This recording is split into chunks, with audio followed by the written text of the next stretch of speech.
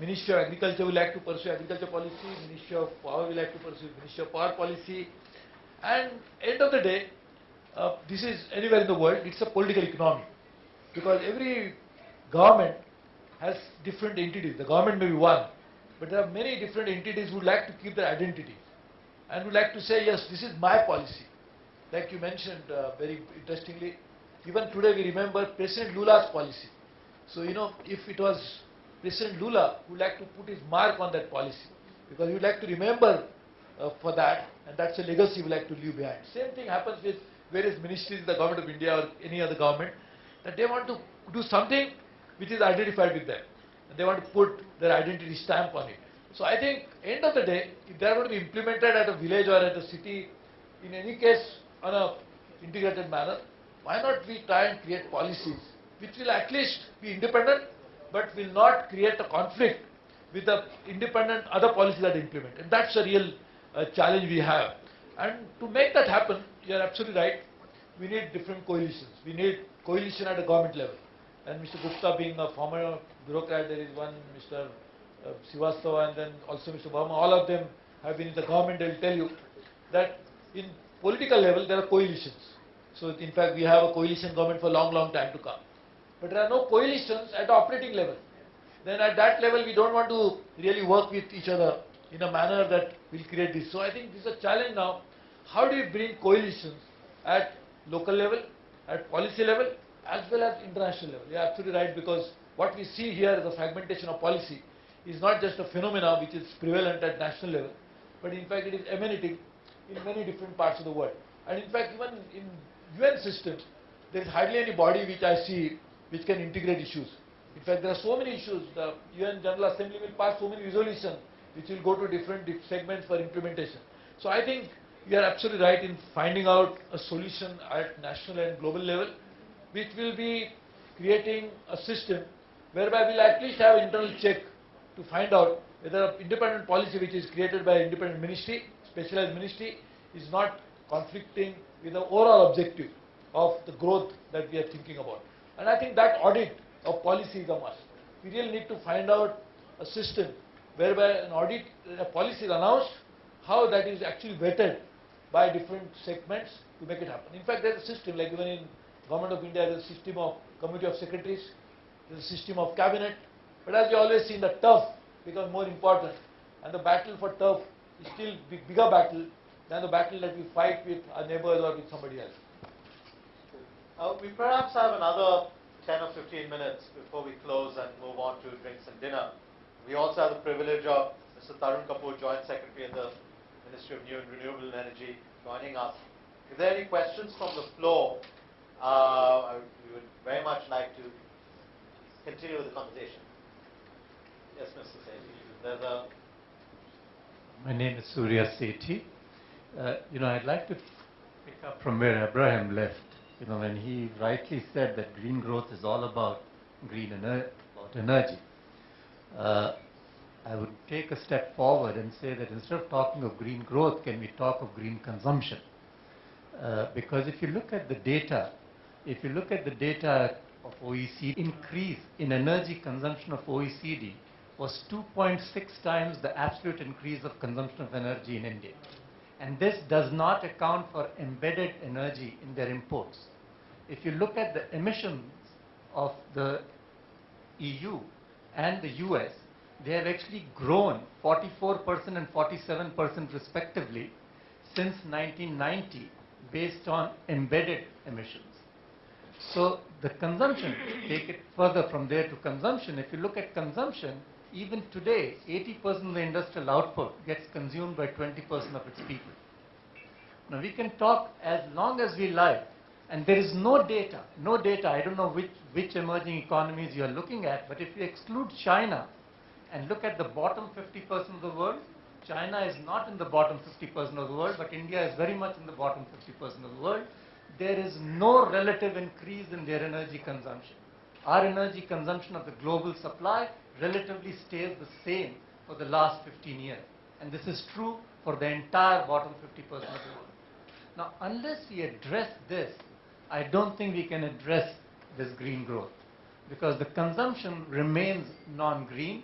and the consumption remains where it should not be, even despite the fact that those 20% are already consuming 80% of the output.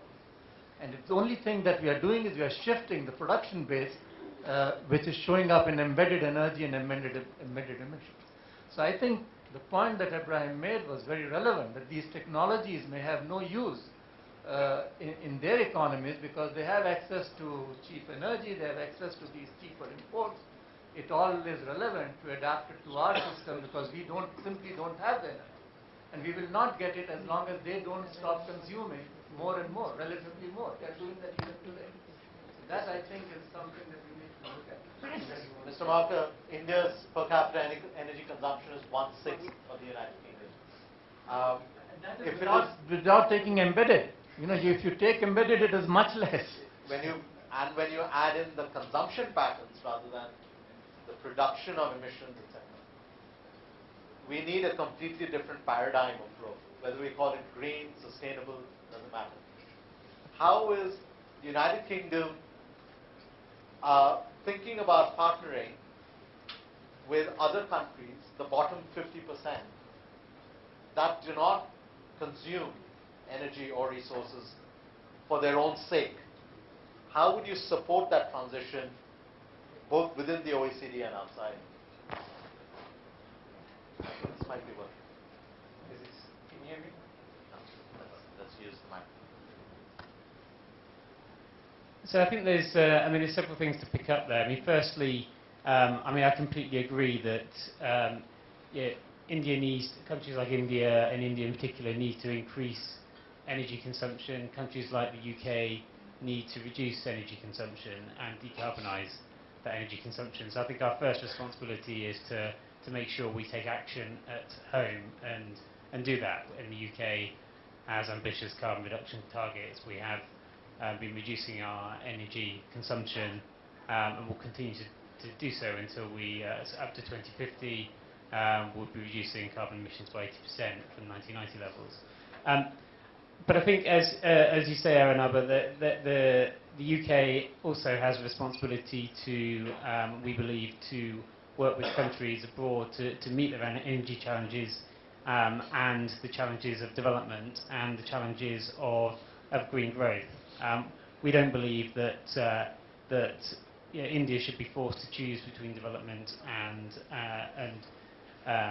low carbon or tackling climate change. These are issues these problems that need to be tackled simultaneously. I mean, the UK is active in terms of our own contribution financially to tackling climate change around the world. We're one of the leading countries in taking our responsibilities on financing through international climate financing. But I'd be the first to agree that these are so far drops in the ocean compared with what is needed.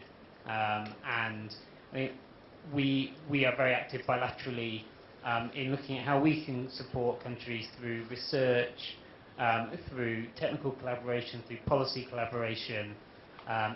So, for example, we have research collaboration on energy storage, which is a key to unlocking faster progress in both making use of renewables and particularly decentralized mechanisms. So I think there's a whole, I can go on about sort of, aren't we doing a bunch of wonderful things? I mean, I think we all realise they're insufficient.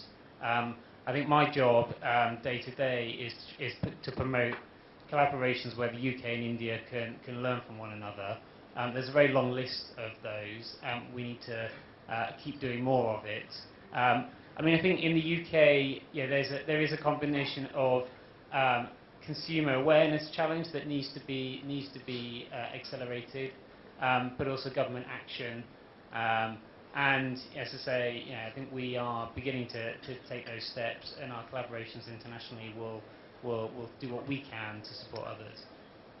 I think we're almost out of time, so what I'll do is request our illustrious panelists to make some closing remarks. But I want to start with Mr. Kapoor because we've not had a chance to speak. So clearly the Ministry of New and Renewable Energy, as was mentioned earlier, is driving a certain dynamism in the clean energy space. But what keeps you awake at night, in a sense? You know, if we have to have this transition, let's be honest, it's not going to be an easy task, irrespective of the best stories, examples we can come up with. When you are looking at this on a day-to-day basis, what's the one thing that you would focus all your energies on, all your renewable energies on, to kind of spearhead? I think the most important issue which was just mentioned is energy access. For India, that's the most important thing. And then this thing of some countries consuming too much energy and India still not consuming much energy. Now within India also, if you look at, even though our per capita is so low, but you would, if you look into the statistics within the country, you would see that there are some individuals or some families who are consuming maybe 90% of that. Right. And I would say that there are some individuals, maybe even 50% of the population in the country, who are not consuming anything. They're just living. There was someone, I come from Himachal, so there was someone who did a calculation on what average village person, average Indian consumes in terms of food, clothing, Right. and energy and sum total, and it comes to almost nothing. If you put it in rupees also, it's very little. So within India also, there are few people who are consuming all that figure which comes to us. But then as economic prosperity is setting in, as people are moving up the ladder, their consumptions are going up. So the challenge before us is to catch at the right time and ensure that the additional incremental use of energy is only through renewables, and we don't get used to using fossil fuels, and we don't get into that habit.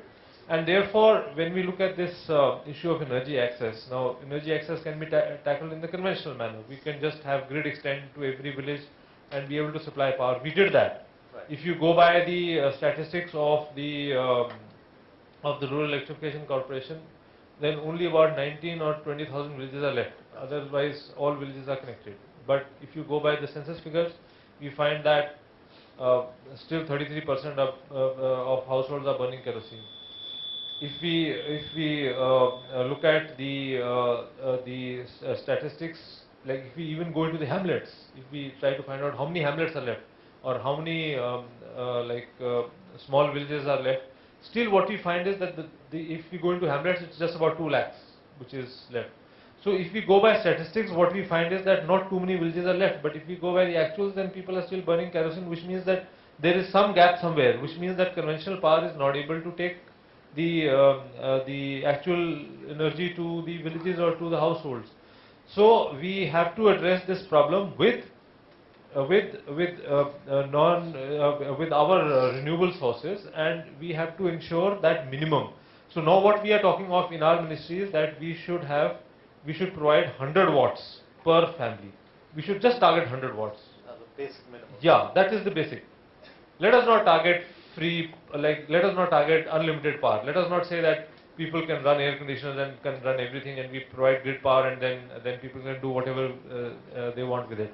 So let's just target that minimum, and that minimum has to be ensured through any method, and the most feasible method is through maybe a combination of renewable energies through mini grids, microgrids, where slightly larger villages are available, and through individual home solutions where the hamlets or the population is totally dispersed. Now this we now want to do through organizations who are dedicated into this. So that's why we called for an expression of interest, and we said, who are the organizations who want to work in this field? And we've got a very good response. I think about 70-80 organizations have responded. So we want these organizations to get trained and to work in this field with full dedication, and we want to develop some maybe financing instruments and maybe some technology and some business models, so that these organizations can then sustain in this field, and government would be willing to put in money, but then government needs organizations who can take on this task on a sustainable manner. Mr. Morton, and then I'll ask James. But I hate to sound like a TV anchor, but Maybe a 30-second last words from you. Well, first of all, I want to thank you all for permitting us to be here with you. It's an honor for me. You were not aware, but I did study at IIT Roorkee, renewable energies here in India. And with the Vice Minister, we had the opportunity to be in Mexico as well. We, as Total Energy, we are committed to pursue the biodiesel project. We are intending to grow the capacity that we have at play at present.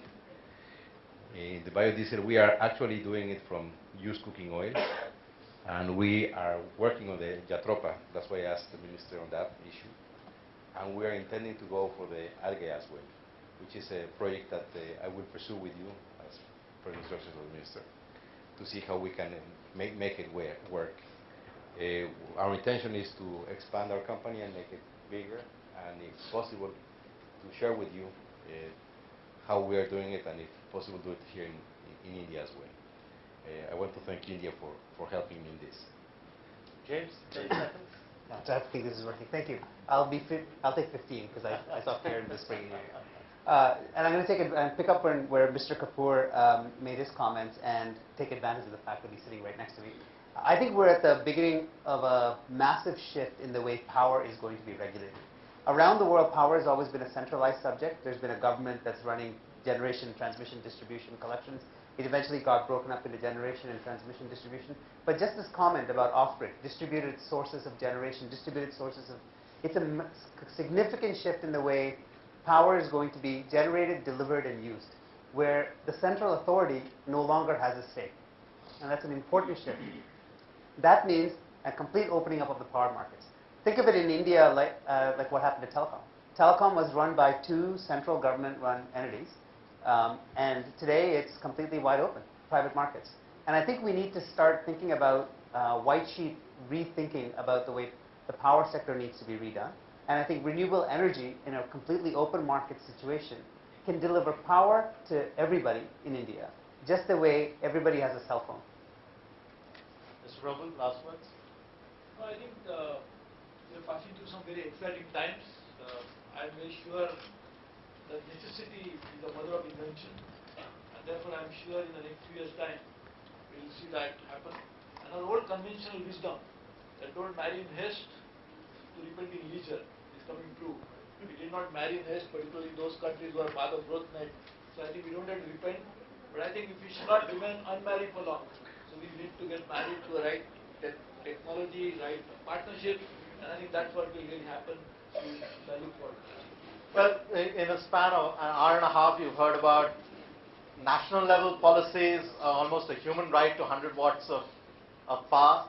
You've heard of bilateral collaborations that India and the United Kingdom are perhaps trying. You've heard of multilateral initiatives on solar plug, and we obviously hope Mexico will be partnering. But I have nothing more to say apart from the fact that we've talked about green growth, and now the bar is open, so there's red, white, golden, everything on that side. So I welcome you all to drinks and dinner, and thank you again for joining us.